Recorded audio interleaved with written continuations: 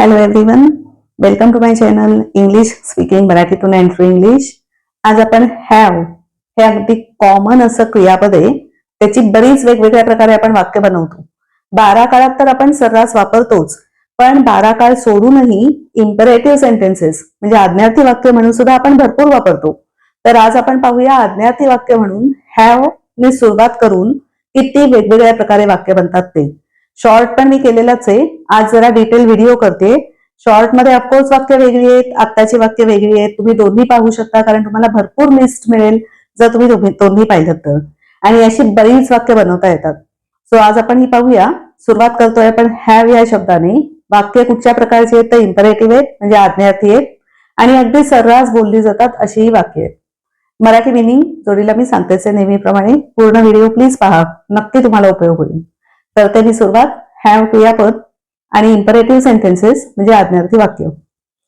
पहिलं वाक्य have a good day. Have a good day, दिवस चांगला जाऊ दे. Have some cake. Have some cake, थोडा केक घे अजून असं म्हणतो तेव्हा have some cake.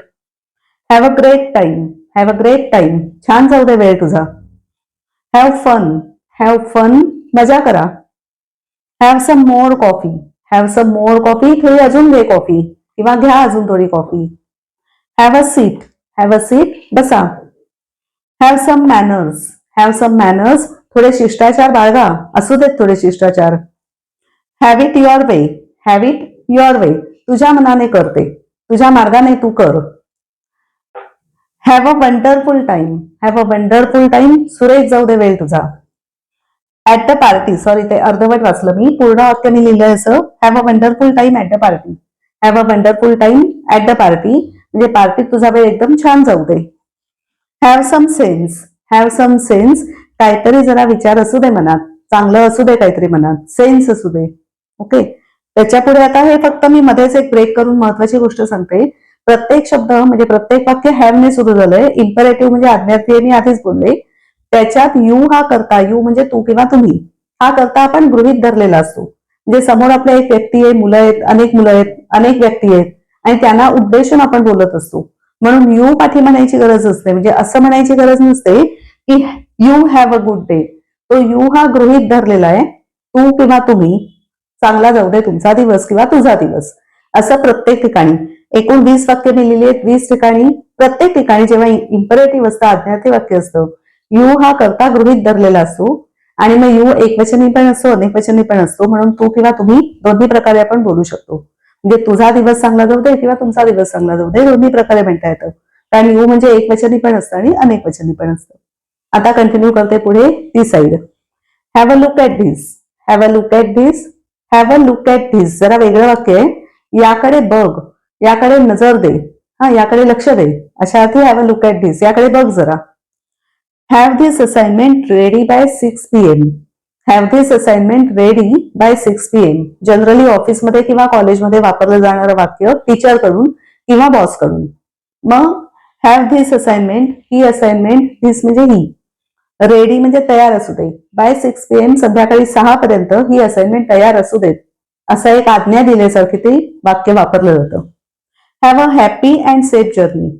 Have a happy and safe journey. Happy म्हणजे आनंदी, सेफ म्हणजे सुरक्षित, जर्नी म्हणजे प्रवास. तुझा किंवा तुमचा प्रवास आनंदी आणि सुरक्षित होऊ दे. Have a good trip. Have a good trip. Trip म्हणजे पण एखादा पिकनिकला जातो, सहलीला जातो, ती ट्रिप. गुड म्हणजे चांगली. तुझी सहल, तुमची सहल छान होऊ दे. Please have this ready. Please have this ready, जोडीला प्लीज जर आपण बोललो तर कृपया. आणखीन नम्रपणे जेव्हा आपल्याला बोलायचं असतं तेव्हा आपण प्लीज वापरतो इंग्लिशमध्ये. म्हणून प्लीज हॅव धिस रेडी, कृपया हे तयार असू दे. एखादी काळजी गोष्ट असेल, धिस म्हणजे एखादी गोष्ट, ही गोष्ट तयार असू दे, हा प्लीज कृपया. Have an amazing birthday. Have an amazing birthday. आता बर्थडे असेल कोणाचा तर छान एकदम उत्कृष्ट जाऊ दे तुझा बर्थडे, असं म्हणताना हॅव अन अमेझिंग हे शब्द आपण वापरू शकतो. इथे काहीही वापरू शकतो. Have a happy birthday, have a wonderful birthday, have a great birthday. फक्त अन अमेझिंग का? अजून एक टीप, AEIOU स्वर इंग्लिश मधले, त्याच्या आधी आपण अन वापरतो एकवचन असताना. म्हणून इथे एकवचनी बर्थडे म्हणून अमेझिंग एच्या आधी अन घेतला, नुसता ए नाही घेतला. Next have a pleasant flight. Have a pleasant flight. Pleasant म्हणजे आनंदी, आल्हाददायक, सुखदायक. फ्लाईट म्हणजे विमानाने प्रवास करता, ते छान होऊ दे, सुखदायक होऊ दे. Have a nap in the afternoon. Have a nap in the afternoon. Nap म्हणजे जराशी छोटीशी डुलकी, छोटीशी झोप.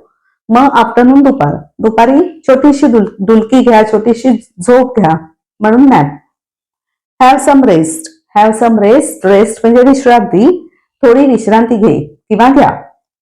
Have fruits in breakfast. Have fruits in breakfast. Breakfast म्हणजे सकाळचा नाश्ता, तर सकाळच्या नाश्त्यामध्ये फ्रुट्स घ्या, फळं खा, असं म्हणताना हॅव फ्रुट्स इन ब्रेकफास्ट. अशा पद्धतीने हॅव ने सुरुवात झालेलं पण आज्ञार्थी प्रकारात मोडणारं अशी भरपूर वाक्य आपल्याला बनवता येतात. तुम्ही पण प्रॅक्टिस करा. जोडीला माझा अजून एक शॉर्ट आहे इंग्लिश मधला, मराठीतला, तोही पहा, म्हणजे आणखीन कल्पना क्लिअर होईल. अगदी सर्रास वापरली जाणारी अशी ही वाक्य. आता अशाच वाक्यांचं 1000 सोपी मराठीतली वाक्य, सोपी वाक्य इंग्लिश मधली, इंग्लिश वाक्य 1000 असं एक पुस्तक मी लिहिलंय. इंग्लिश वाक्य लिहिलंय, त्याच्या खाली मराठीत त्याचा उच्चार लिहिलाय आणि खाली मराठीत त्याचा अर्थ लिहिलाय. असं 1000 वाक्यांचं एक पुस्तक आहे. अशी जी रोजच्या जीवनात आपण बोलतो अशी भरपूर वाक्य घेतली आहेत. काळांवर पण एक वेगळा चॅप्टर मी लिहिलाय त्याच्यात, आणि पुस्तकाची किंमत फक्त 199 आहे. ऑनलाईन लिंक्स याच व्हिडिओच्या डिस्क्रिप्शन मध्ये मी देते. जर तुम्हाला इच्छा असेल तर निश्चित घ्या. पुस्तक खरंच उपयोगाचं आहे. 199 पुस्तकाची छापील किंमत प्लस डिलिव्हरी चार्जेस, कारण ऑनलाईन घ्यावं लागणारे पुस्तक, ते डिलिव्हरी चार्जेस असतील तेवढे डिलिव्हरी चार्जेस. लिंक्स या डिस्क्रिप्शन मध्ये आहेत या व्हिडिओच्या. ओके. आणि आजचा व्हिडिओ एवढ्या छानपैकी ऐकलात त्याबद्दल thank you very much. Keep watching my videos. असेच व्हिडिओज पाहत राहा. लाईक करा, मित्रमैत्रिणींना, मुलांना शेअर करा आणि माझं चॅनल सुद्धा सबस्क्राईब करा. Thanks once again. Bye bye. Have a good day.